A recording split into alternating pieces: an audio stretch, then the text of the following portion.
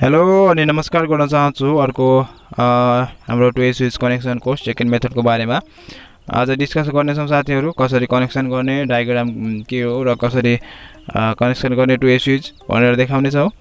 र साथीहरू 2A switch कनेक्सनको बारेमा भन्नुभन्दा अगाडि चाहिँ तपाईहरुलाई एउटा रिक्वेस्ट गर्न चाहे र यो रिक्वेस्ट चाहिँ हाम्रो च्यानल सब्स्क्राइब नगर्नु भएको साथीहरुलाई हो। सब्स्क्राइब गर्नु भएको छैन भने चाहिँ प्लिज अहिलेसम्म सब्स्क्राइब गरिदिनु होला र अल भन्ने आइकनलाई प्रेस गरिदिनु होला, बेल आइकन थिचेर। यसो गर्नुभयो भने प्लिज हाम्रो फर्स्ट भिडियो तपाईथीमा आउने गर्छ। हामीले हालेको सबैभन्दा पहिला तपाईको मोबाइलमा आउने गर्छ भिडियो।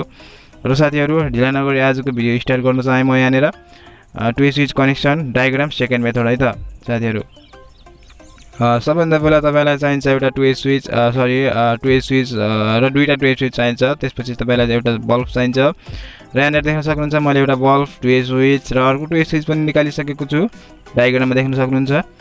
त्यसपछि हामीले फर्स्ट काम हुन्छ लाइनको काम। लाइन यानीकि फेज तार तपाईलाई लिएर आएर पहिलो 2A स्विचको पहिलो 2A स्विचको बीचको पोइन्टमा दिनु पर्यो। त्यसपछि हाम्रो सेकेन्ड काम हुन्छ त्यही पहिलो 2A स्विचको तपाईले तल र माथिको पोइन्टबाट अर्को 2A स्विचको तल र माथिको पोइन्टमा लगेर दिनु पर्यो।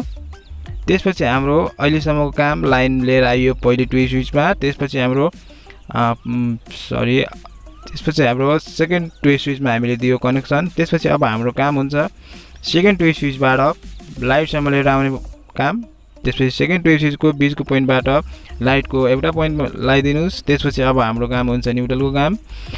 यति बेरसम्म हामी पहिलो 2A स्विचमा पनि लाइन दियो, सेकेन्ड 2A स्विचमा पनि त्यही कनेक्सनलाई लगेर उसमा दियो बल्बमा। त्यसपछि अब हाम्रो न्युट्रल दिनु पर्यो। न्युट्रल लिएर आयो यहाँनिर देख्न सक्नुहुन्छ। न्युट्रल लिएर आएर अर्को पोइन्ट एउटा यहाँ बल्बलाई दियो डाइरेक्ट बल्बमा।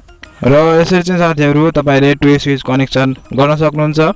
र आजको भिडियोमा केही नबुझेको कुराहरु छ भने चाहिँ प्लिज हाम्रो कमेन्ट बक्समा गएर तपाईले कमेन्ट गरिदिनु होला। र हाम्रो फर्स्ट कनेक्सन मेथड हेर्नु भएको छैन भने चाहिँ प्लिज मैले लिंक राखिदिने छु तपाईलाई डिस्क्रिप्सन बक्समा र इन डिस्क्रिप्सनमा पनि तपाईले देख्न सक्नुहुन्छ। मैले राखिदिन्छु त्यसको लिंक अथवा त्यहाँ डाइरेक्ट क्लिक गरेर तपाईले हेर्न सक्नुहुन्छ। र साथीहरु भिडियो मन पर्यो, हाम्रो तपाईलाई यो भिडियो हेल्पफुल रह्यो भने चाहिँ प्लिज हाम्रो च्यानललाई प्लिज सब्स्क्राइब गरिदिनु होला र सपोर्ट गर्नु होला। आगामी दिनहरुमा यस्तै भिडियोहरु तपाईलाई हेल्पफुल हुने भिडियोहरु लिएर आउने छु। र अन्त्यमा के भन्न चाहन्छु भने साथीहरु तपाईहरुले कस्तो खाले भिडियोहरु लिएर आउँदा ठीक होला, तपाईलाई कस्तो भिडियो हेर्न मन पर्छ, तपाईलाई के समस्या छ इलेक्ट्रिक सम्बन्धी भने चाहिँ प्लिज कमेन्ट गरिदिनु होला, लाइक गरिदिनु होला। हस्त धन्यवाद।